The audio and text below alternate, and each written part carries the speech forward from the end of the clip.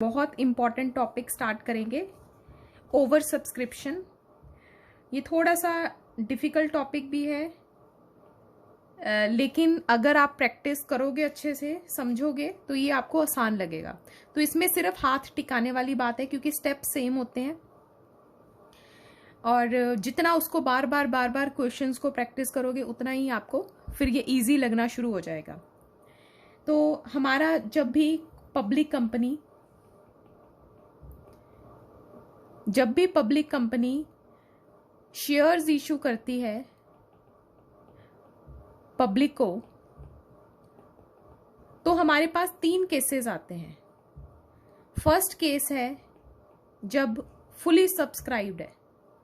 Fully subscribed का मतलब है कि अगर हमने पब्लिक को 1 लाख शेयर्स इशू करे तो पब्लिक ने 1 लाख शेयर ले लिए, तो जितने थे उतने उन्होंने ले लिए, तो that is called fully subscribe.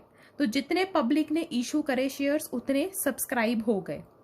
Case 2 is under subscribed. Under subscribed मतलब अगर कंपनी ने 1 लाख शेयर इशू करे तो लोगों ने 1 लाख से नीचे, लेस देन 1 लाख सब्सक्राइब करे, तो 90,000, 91,000, 92,000, तो 1 लाख से नीचे। लेकिन आपको पता है एक मिनिमम सब्सक्रिप्शन का हमने कॉन्सेप्ट करा था, 90% से नीचे जो है सब्सक्रिप्शन नहीं हो सकती।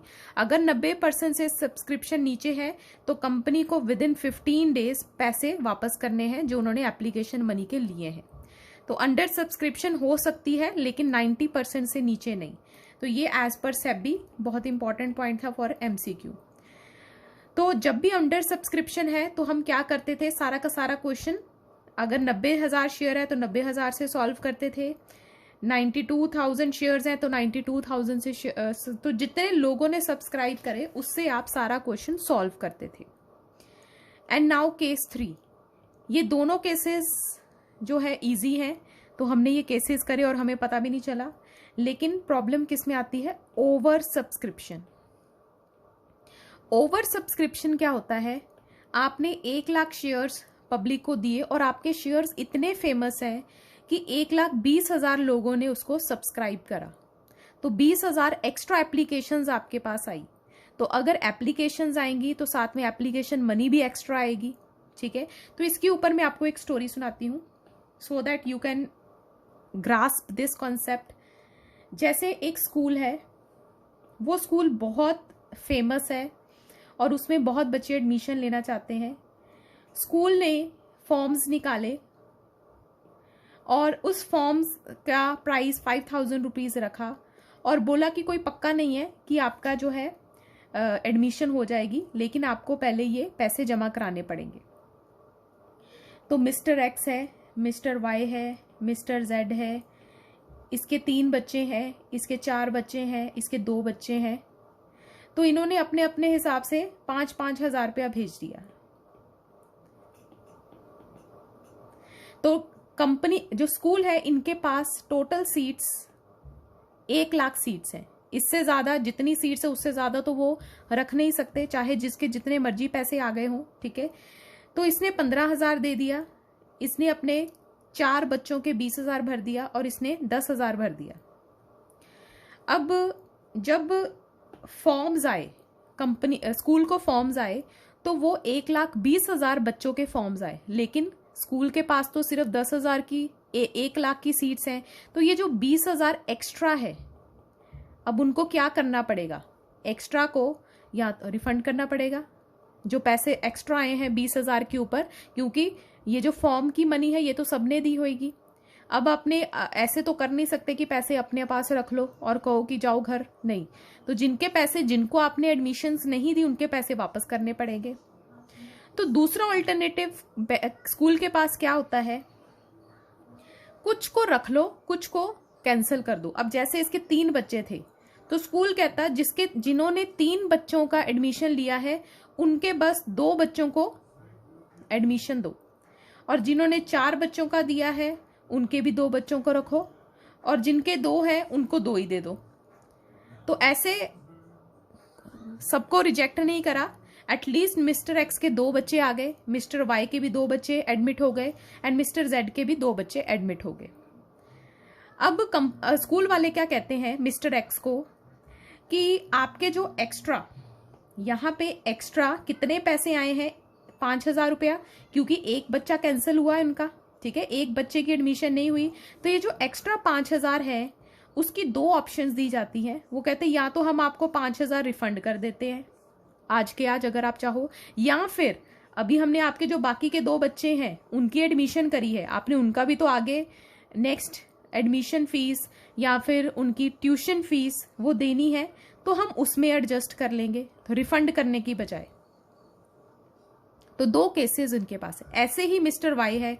अब मिस्टर वाई के 4 बच्चों को तो एडमिशन नहीं मिली, लेकिन 2 बच्चों को एडमिशन मिल गई। अब अगेन उसके जो एक्स्ट्रा 10,000 रुपये आया हुआ है, तो कंपनी ने उसको भी ऑप्शन दी, या तो रिफंड कर देते हैं आपको, या फिर आपके जो बाकी के 2 बच्चे जिनको हमने एडमिशन दी है उनकी जो नेक्स्ट जो हमने फीस मंगवानी है उसमें हम एडजस्ट कर देंगे। तो ऐसे ही ये सेम चीज, सेम केस कंपनी के साथ होता है। तो जब भी कंपनी शेयर्स इशू करती है 1 लाख, लेकिन लोग सब्सक्राइब करते हैं 1,20,000, उससे ज्यादा, मतलब 1 लाख से ज्यादा सब्सक्राइब करते हैं, तो उसको हम ओवर सब्सक्रिप्शन कहते हैं। अब ये जो 20,000 के एक्स्ट्रा पैसे आ गए हैं, तो अगेन उनको ऑप्शन दिया जाता है, या तो हम रिफंड कर देते हैं आपके पैसे, या फिर हम एडजस्ट कर देते हैं टूवर्ड्स अलॉटमेंट, क्योंकि जिसने एप्लीकेशन मनी दी है उसने आगे अलॉटमेंट मनी तो पे करनी है। अब किसी ने 10 शेयर लिए, किसी ने 15 शेयर लिए, तो उनको सारे शेयर ना देके किसी को 8 दे दिए, किसी को 7 दे दिए, तो इसको बोलते हैं प्रोरेटा अलॉटमेंट। Pro rata allotment. तो जब सारे शेयर्स नहीं दिए जाते, उसमें से कुछ शेयर्स दिए जाते हैं, उसको हम बोलते हैं प्रोरेटा अलॉटमेंट। तो या तो रिफंड कर दो या फिर एडजस्ट टूवर्ड्स अलॉटमेंट। तो ये ओवर सब्सक्रिप्शन के हमारे पास 2 पॉइंट्स हैं जो हम इस स्टोरी को सारा जर्नल एंट्रीज के थ्रू लिखेंगे। स्टोरी समझ आ गई तो थम्स अप।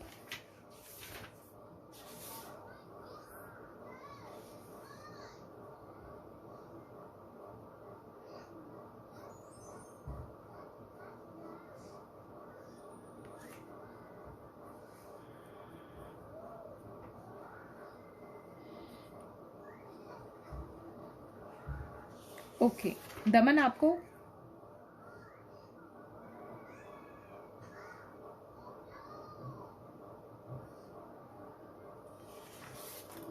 दमन समझ आ रहा है कि नहीं?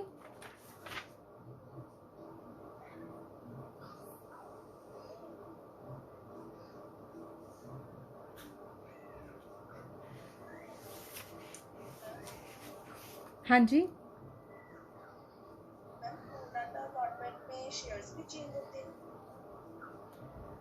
प्रोरेटा अलॉटमेंट में शेयर्स चेंज कैसे? जैसे आपने लिखा है वो 10 से 8 और 15 से 7। हाँ, ये आपको क्वेश्चन में दिया जाएगा। प्रोरेटा अलॉटमेंट में कितने शेयर्स को कितने शेयर्स दिए हैं, तो आपको अप्लाइड शेयर्स दिए होंगे और उसमें कितने अलॉट हुए हैं ये आपको क्वेश्चन में दिया होगा। सारी इन्फॉर्मेशन क्वेश्चन में होगी, हमने बस उसकी प्लॉटिंग करनी है और उसकी जर्नल एंट्रीज पास करनी है। तो इसके लिए आपको क्वेश्चन बहुत ध्यान से पढ़ना है, क्योंकि बहुत छोटे छोटे बारीकियां हैं इस चैप्टर में जो आपको कंसिडर करनी है। और ये बारीकियां शुरू शुरू में मुश्किल लगेगी, कभी कोई पॉइंट भूल जाओगे, कभी कोई पॉइंट भूल जाओगे, लेकिन again practice makes a man perfect. तो जितना प्रैक्टिस इस चैप्टर को करोगे उतना ही इसमें आपको हाथ टिकेगा और फिर ये चैप्टर आपको कभी भूलेगा नहीं। तो अभी से इसको प्रैक्टिस में लेके आना है। तो अब हम इसका क्वेश्चन करते हैं और मैं साथ में आपको जर्नल एंट्रीज कैसे पास करनी है, क्योंकि क्वेश्चन के साथ ही मैं आपको बता सकती हूँ। ओके, फर्स्ट पेज देखो, फर्स्ट पेज। तब तक मैं क्वेश्चन ढूंढती हूँ अच्छा सा।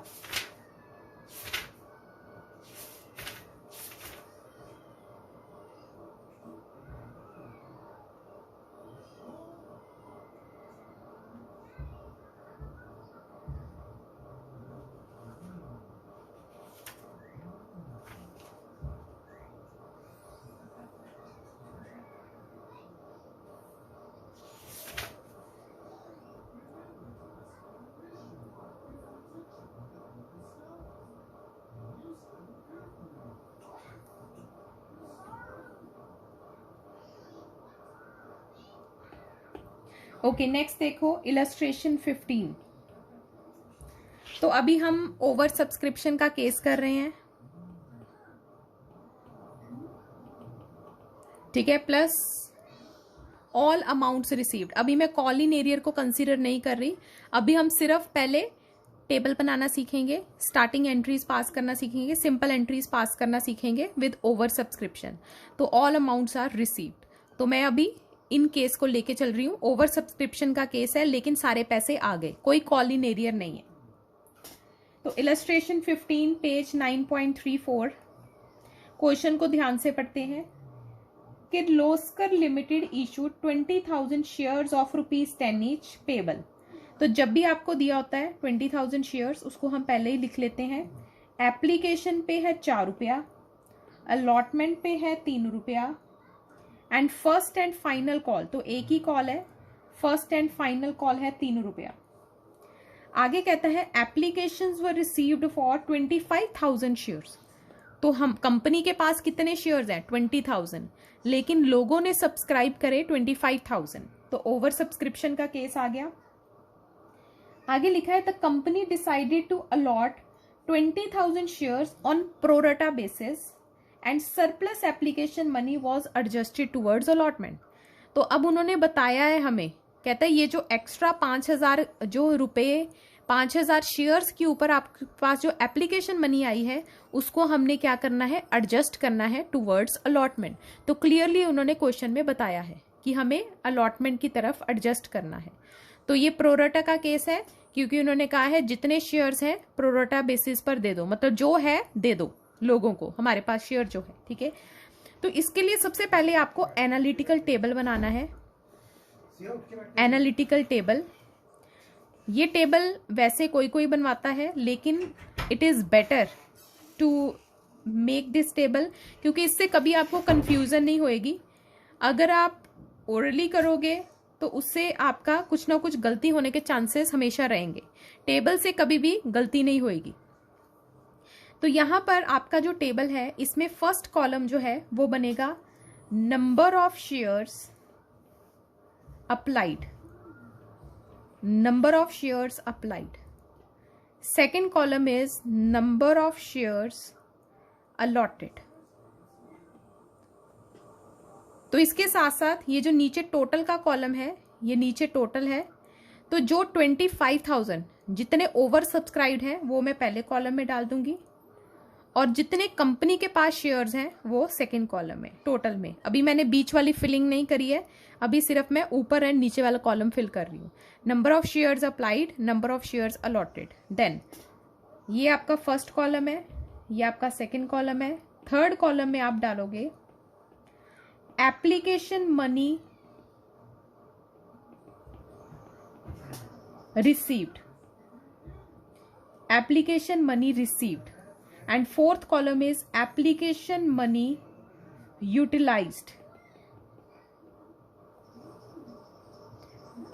Fourth column is application money utilized.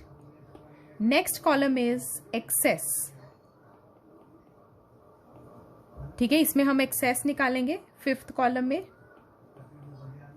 और फिफ्थ कॉलम के बाद आपके 2 कॉलम बनेंगे और उसका ऊपर हेडिंग रहेगा एक्सेस एडजस्टेड टू वर्ड्स। आपने एक्सेस का क्या करा? एक्सेस एडजस्टेड टू वर्ड्स, या तो आपने अलॉटमेंट की तरफ दे दिया या फिर आपने रिफंड कर दिया। तो यही मैंने आपको स्टोरी बनाई थी, ठीक है, और यही स्टोरी मैंने टेबल में लिखी है। पहले नंबर पे मैंने क्या लिखा? लोगों ने कितने शेयर्स अप्लाई करे, तो नंबर ऑफ शेयर्स अप्लाइड, लेकिन कंपनी के पास कितने शेयर्स हैं। अब जो लोगों ने शेयर अप्लाई करे उसके ऊपर हमें एप्लीकेशन मनी कितनी मिली, लेकिन हम सारी एप्लीकेशन मनी अपने पास नहीं रख सकते, तो हम कितनी उसमें से यूटिलाइज करेंगे। और जो हमारे पास एक्सेस पैसे हैं उसका हम क्या करेंगे? या तो हम अलॉटमेंट की तरफ एडजस्ट कर देंगे या तो हम रिफंड कर देंगे। तो सेम स्टोरी मैंने ये 6th कॉलम और ये 7th कॉलम मैंने उसको टेबल में शो कर दिया। नाउ अब मैं बीच वाली फिलिंग करूंगी। अब नंबर ऑफ शेयर्स अप्लाइड, उन्होंने कहा था जितने शेयर्स हैं प्रोरेटा बेसिस पर दे दो, मतलब जो है 25,000 उनको जितना पड़ा हुआ है उतना दे दो। तो ये प्रोराटा होता है, मतलब जो टोटल है उसको जितना है दे दो। This is pro rata allotment. अब आपने क्या करना है, थर्ड कॉलम में फर्स्ट कॉलम को एप्लीकेशन मनी के साथ मल्टीप्लाई करना है, क्योंकि आपके पास तो एप्लीकेशन मनी आएगी, ठीक है। तो 25,000 को आपने, एप्लीकेशन मनी है 4 रुपया, तो 25,000 इंटू 4, 1 लाख। तो फर्स्ट कॉलम को मैंने एप्लीकेशन मनी के साथ मल्टीप्लाई करा।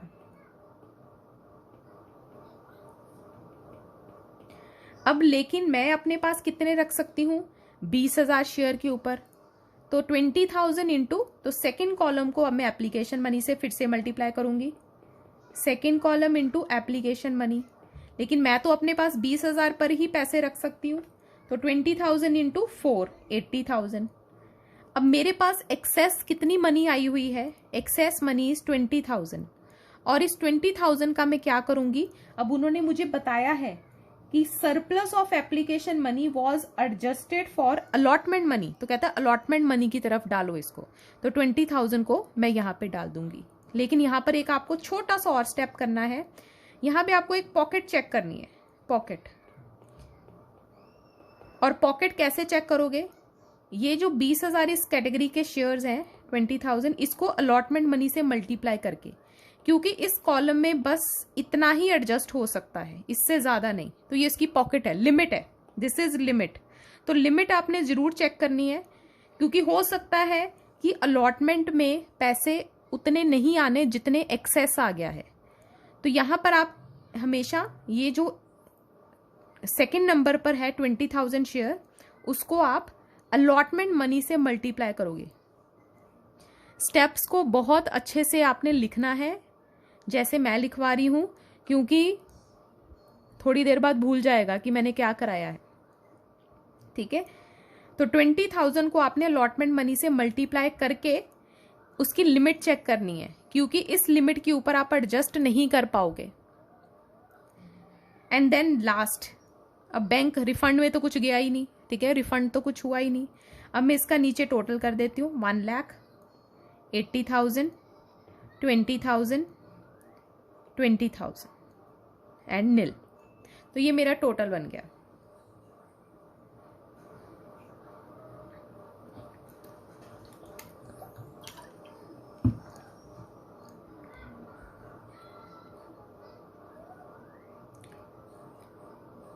अब मुझे पास करनी है जर्नल एंट्रीज। पहली 2 जर्नल एंट्रीज बहुत इंपॉर्टेंट है, first 2 journal entries are very important, और ये टेबल ही आपको हेल्प करेगा जर्नल एंट्रीज पास करने में।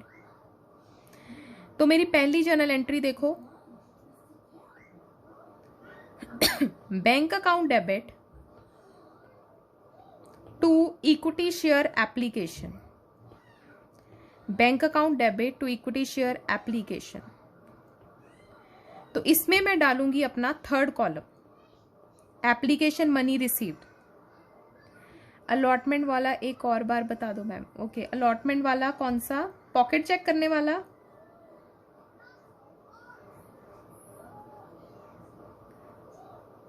सिक्स पॉइंट, ओके, ठीक है। अलॉटमेंट में जब भी आपने पैसे एडजस्ट करने हैं, लिखा होता है ना कि अलॉटमेंट की तरफ एडजस्ट करो, तो अलॉटमेंट में आपको छोटा सा काम और करना है, यहां पर पॉकेट चेक करने का, ठीक है। अब जैसे मैं आपको एक एग्जांपल से समझाती हूँ, जैसे मैंने स्टूडेंट वाली एग्जांपल ली थी। अब उसके 4 बच्चे थे, अब 4 में से सिर्फ एक की एडमिशन हुई, ठीक है, लेकिन उसने पैसे कितने जमा कराए थे, उसने पैसे जमा कराए थे 20,000 रुपया, क्योंकि 5 रुपया पर स्टूडेंट थी, तो 20,000 रुपया उसने जमा कराया था। अब उसमें से 3 बच्चे रिजेक्ट हो गए, 3 बच्चे रिजेक्ट हो गए, तो अब रिफंड कितना करने वाला है, रिफंड करने वाला है 15,000। तो स्कूल कहता कि या तो 15,000 रिफंड ले लो या फ्यूचर की तरफ एडजस्ट कर लो। वो कहता ठीक है, मैं फ्यूचर की तरफ एडजस्ट कर लेता हूँ।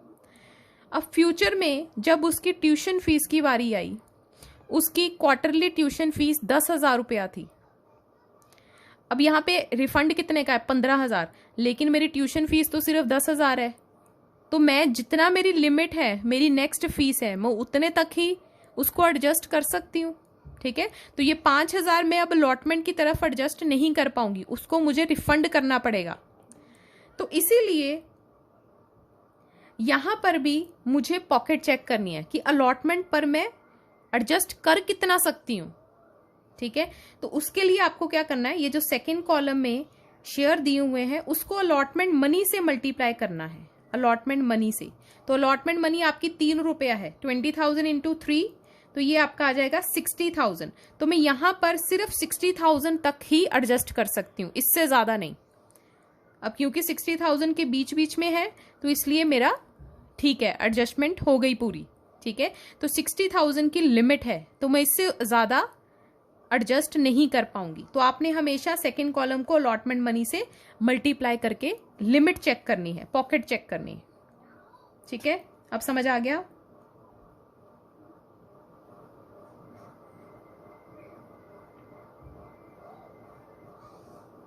ओके, अब देखो जर्नल एंट्रीज।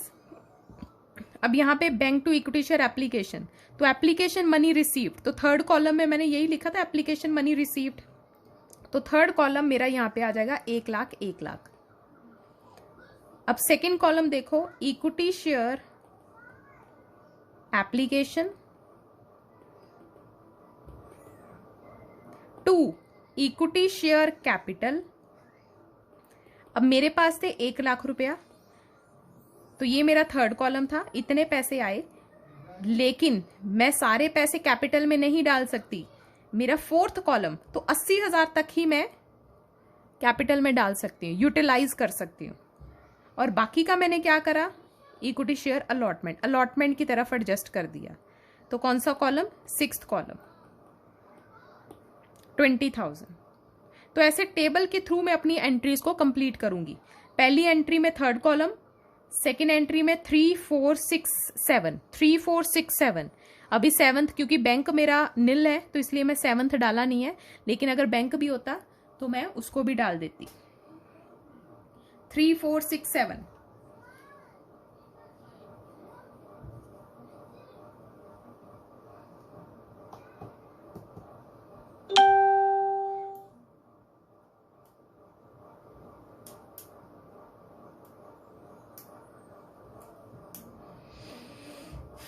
अब मैं आगे चल रही हूं अलॉटमेंट मनी की तरफ। Equity share allotment to equity share capital. अब मेरे शेयर्स हैं 20,000 इंटू अलॉटमेंट मनी है 3 रुपया, तो 60,000 मैंने अलॉटमेंट पे मंगवाने हैं, ड्यू हो गए। अब बैंक, अब कोई कॉलिनेरियन है, bank to equity share allotment.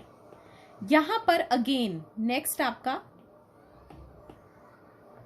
एक इंपॉर्टेंट पॉइंट याद रखना है।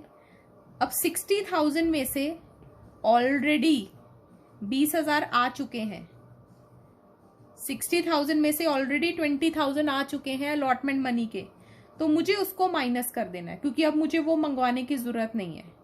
तो फर्स्ट एंट्री में जो अलॉटमेंट की तरफ एडजस्ट करे हैं उसको अलॉटमेंट के टाइम पे माइनस कर देना है। अब यहाँ पे 40,000 आएगा एंड बैंक में भी 40,000। तो ये इंपॉर्टेंट अगेन आज का नेक्स्ट इंपॉर्टेंट पॉइंट है। आज मैं बस इतना ही आपको कराऊंगी और इसके ऊपर क्वेश्चंस प्रैक्टिस कराऊंगी, क्योंकि अभी भी आप फंसोगे इन क्वेश्चंस के ऊपर। ठीक है, तो नेक्स्ट हमारी है equity share first call to equity share capital. तो अब मुझे फर्स्ट कॉल कितने की थी मेरे पास? 3 रुपए की, अगेन 60,000,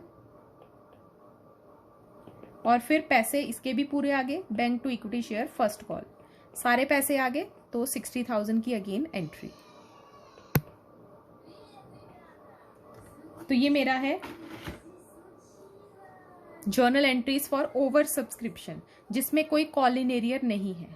ठीक है, तो एक बार इसकी तरफ से फिर से ध्यान दो कि मैंने कैसे करा है। आपका क्वेश्चन, मेरा जो कराया हुआ क्वेश्चन है, ना आपके स्कूल के साथ मैच करेगा, आंसर मैच करेगा, लेकिन प्रेजेंटेशन विल नॉट मैच, ना ही बुक के साथ ना ही आपके स्कूल टीचर के साथ, लेकिन इसको कोई गलत नहीं कह सकता क्योंकि सिर्फ एक करने का तरीका अलग है, समझाने का तरीका अलग है। तो सबका अपने अपना तरीका है। ये this is a better way to understand this concept, तो इसलिए आप इसको फॉलो कर सकते हो। और टेबल बनाना जरूरी है।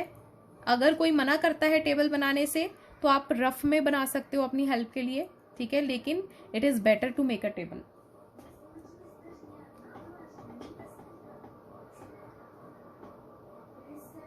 नेट पे भी टेबल ही बनाया हुआ है। यस, टेबल तो बनेगा ही बनेगा, क्योंकि अगर एक चीज होती है ना फिर उसमें आप टेबल अवॉइड कर रहे हो कोई बात नहीं, लेकिन जब मल्टीपल आते हैं ना बीच में कि इसको इतने दे दो, उसको रिजेक्ट कर दो, उसको फुल दे दो, उसमें फिर टेबल बनाने के अलावा कोई ऑप्शन ही नहीं है। वहां पर आप ओरली कर ही नहीं सकते।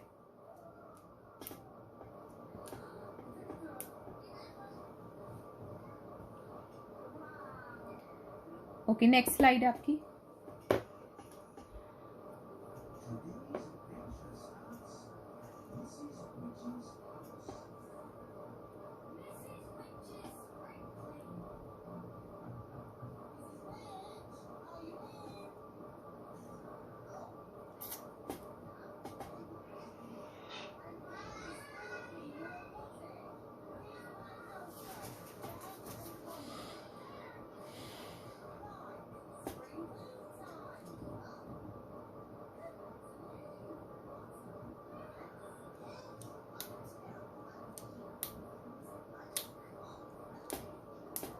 और अगर क्वेश्चन में कुछ नहीं मेंशन कि क्या करना है एक्सेस का, तो हम अलॉटमेंट की तरफ एडजस्ट करेंगे।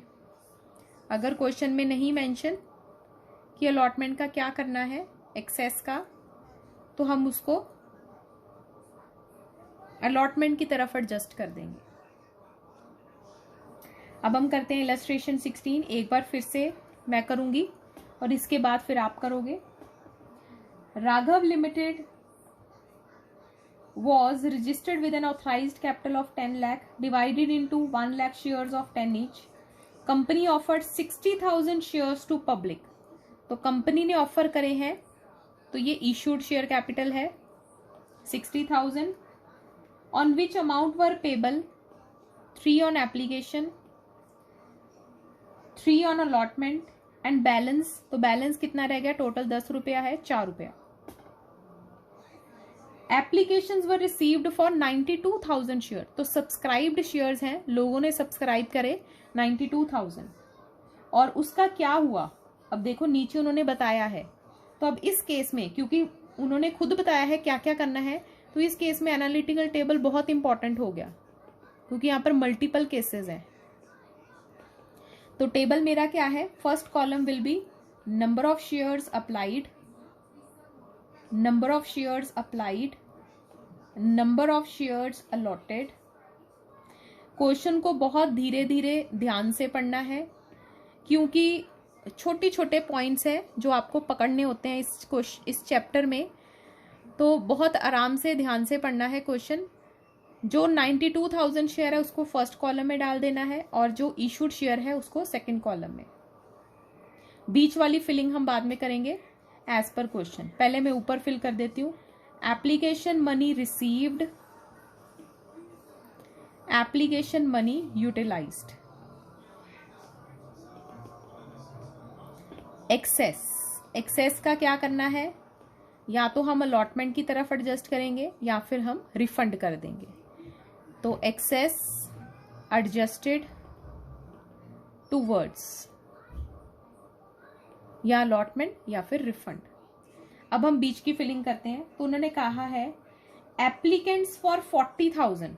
तो कहते जिन्होंने 40,000 के लिए अप्लाई करा उनको पूरे दे दो, तो उनको पूरे 40,000 दे दो, फुल अलॉटमेंट दे दो। फिर कहता है जिन्होंने 50,000 के लिए अप्लाई करा उनको 40%। तो 50,000 का 40% कितना होता है? 20,000 अलॉट करो। एंड जो 2,000 शेयर्स रह गए उनको कुछ नहीं देना। तो ये रिजेक्टेड कैटेगरी है। अब इसमें से प्रोराटा कैटेगरी कौन सी है? ये वाली फुल अलॉटमेंट वाली है, ये वाली रिजेक्शन वाली है। ये कभी भी प्रोराटा नहीं होते, these are not pro rata. Pro rata कौन है? ये बीच वाले, जिनको थोड़े शेयर दिए हैं। या तो एक केस है पूरा दे दो, एक केस है पूरा रिजेक्ट कर दो, तीसरा केस है थोड़ा सा दे दो। जो थोड़ा सा वाला केस है that is pro rata, this is a pro rata case. ठीक है, एक फुल केस है, दूसरा रिजेक्टेड केस है, वो प्रोराटा नहीं होते। प्रोराटा कौन से होते हैं? जिसको थोड़ा सा दिया है। ठीक है, दैट इज प्रोराटा। तो अब हम क्या करते हैं, इनका नेक्स्ट कॉलम फिल करते हैं।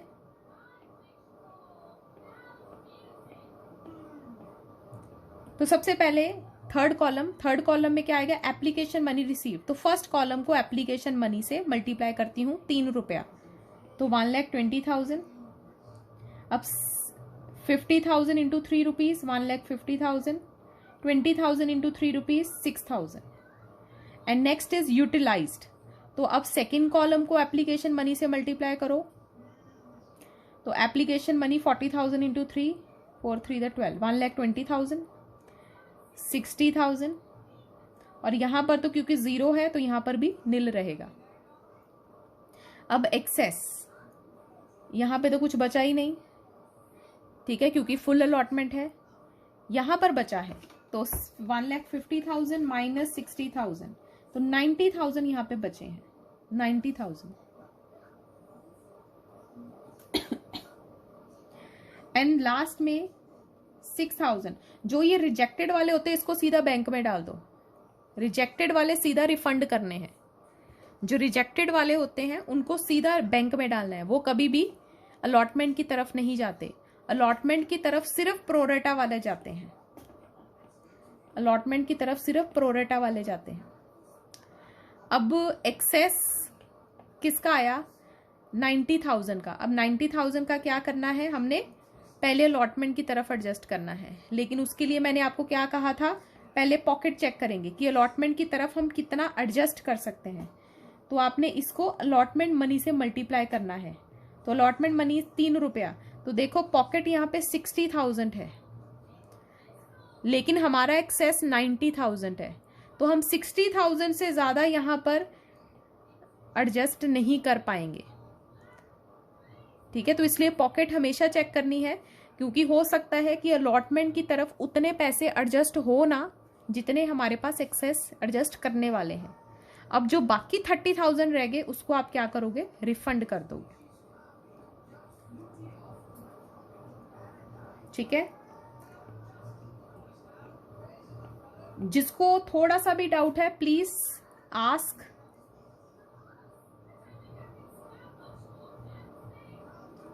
नहीं समझ आया तो पूछो।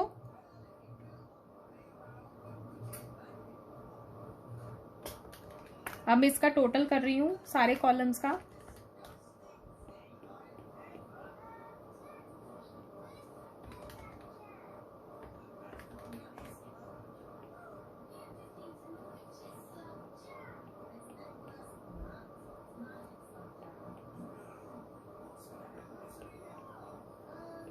तो ये मेरा टोटल आया।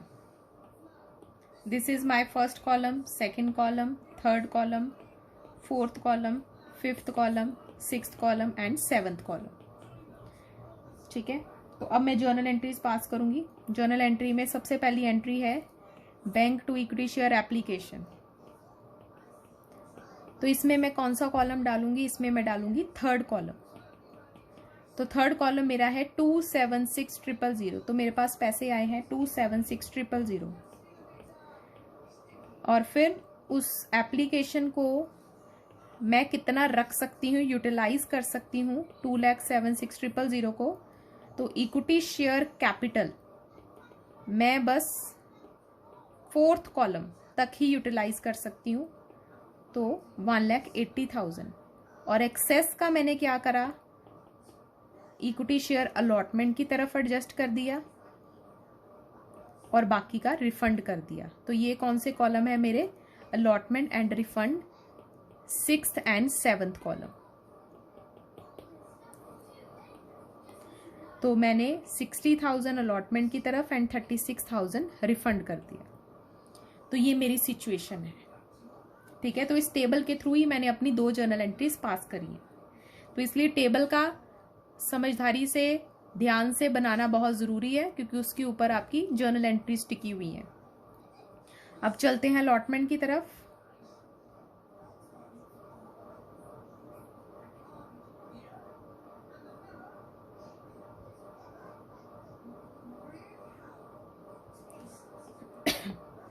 Equity share allotment to equity share capital. अब कंपनी के पास कितने शेयर थे? 60,000। तो वो 60,000 पर अब अलॉटमेंट मनी 3 रुपया भगवा रहे हैं, 1,80,000। उसमें से आए कितने? 2 इक्विटी शेयर अलॉटमेंट। अब 1,80,000 में से आपने ये पॉइंट में मिस नहीं करना, जो ऑलरेडी आ चुके हैं 60,000 वो माइनस करने। तो यहाँ पे 60,000 माइनस करने नहीं भूलने। तो यहाँ पे आगे 1,80,000 माइनस 60,000 1,20,000। और उन्होंने नीचे लिखा है कि हमें 84,000 रिसीव हुए हैं, तो बाकी कॉल इन एरियर है। ठीक है, तो उन्होंने लिखा है कि हमें सिर्फ 84,000 रिसीव हुए हैं, तो बाकी जो है आपके 36,000 कॉल इन एरियर है। ठीक है, उसके बाद फर्स्ट कॉल है equity share first call to equity share capital. First call मेरी है 60,000 इंटू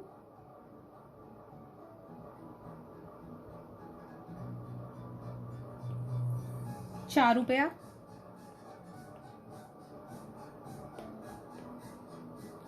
और मुझे सारे पैसे आ गए बैंक टू फर्स्ट कॉल। फिलहाल मैं कॉल इन एरियर को कंसीडर नहीं कर रही हूँ। ठीक है, तो कॉल इन एरियर का वैसे तो यहाँ पर भी पॉइंट आ जाता अगर होता तो, लेकिन मैं उसको इग्नोर कर रही हूँ। कॉल इन एरियर को आई एम इग्नोरिंग, मैं सिर्फ सिंपल केस करा रही हूँ।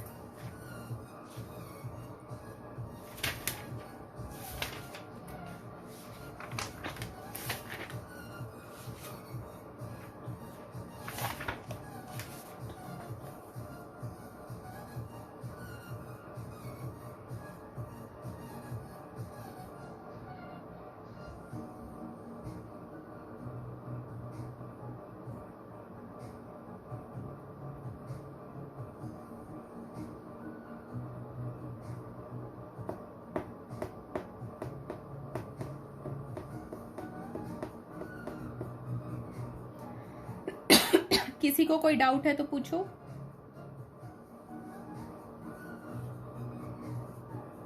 Any doubt?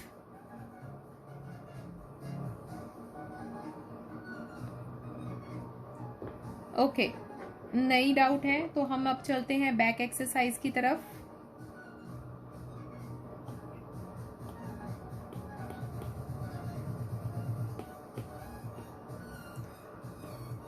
Nine 9.113 page, question number 14।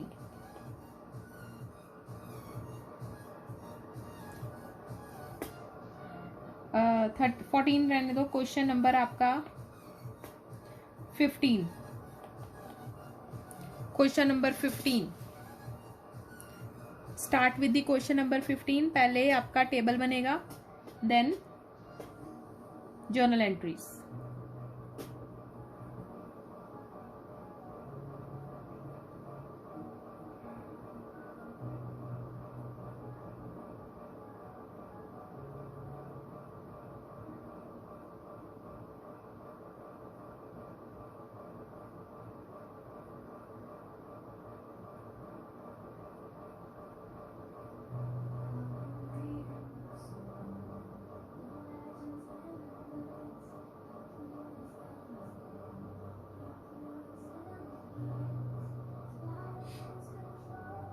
Sangam Limited invited applications for 20,000 equity shares of ₹100 each issued at par।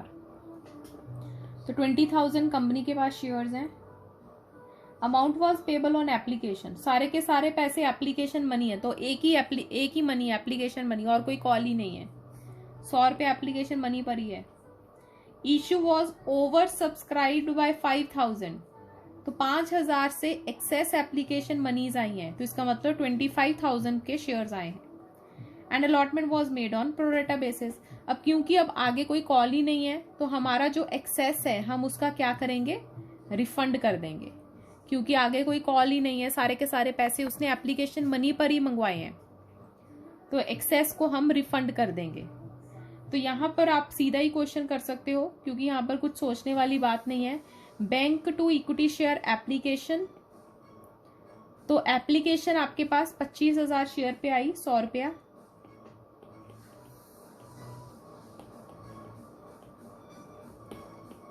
Equity share application to equity share capital, आप कितने पर रख सकते हो, 20,000 पर, तो 20 लाख, और बाकी का क्या करा, रिफंड कर दिया, क्योंकि यहां पर अलॉटमेंट मनी है ही नहीं, तो बस यही एंट्री आनी थी इस क्वेश्चन में।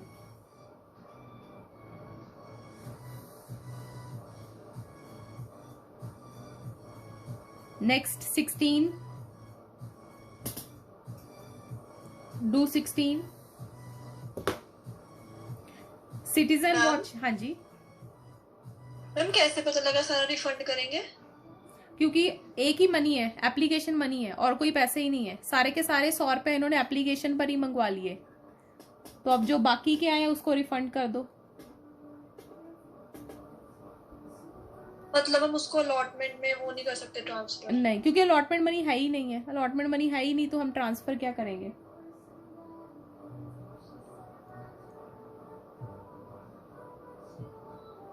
ठीक है, तो कंपनी को रिफंड ही करने पड़ेंगे। नेक्स्ट है citizen watches limited invited applications for 50,000 shares of 10 each payable, 3 on application, 4 on allotment, balance on first and final call. Applications were received for 60,000 shares, और उन्होंने कहा है कि applications were accepted for 50,000 share and remaining were rejected. तो यहां पर भी आपको 50,000 को फुल अलॉटमेंट है और 10,000 को रिजेक्ट करना है, तो यहां पर भी प्रोरेटा का केस नहीं है। ठीक है, एक फुल अलॉटमेंट है और बाकी रिजेक्टेड केस है। 50,000 को फुल अलॉटमेंट है एंड 10,000 का रिजेक्शन है, और सारी कॉल्स आ गई accept first and final call on 500 shares. तो आप इसकी जर्नल एंट्रीज पास करो जल्दी से।